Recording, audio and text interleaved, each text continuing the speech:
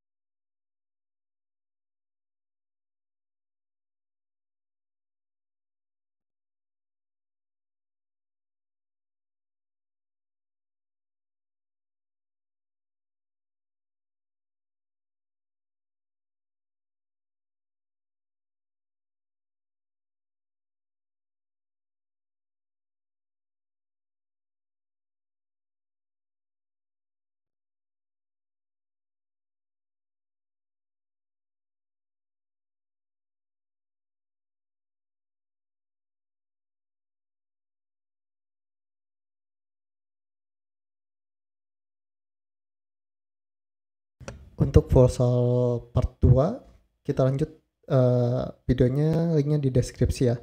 Oke, sekian dari saya dan sampai ketemu di part yang kedua.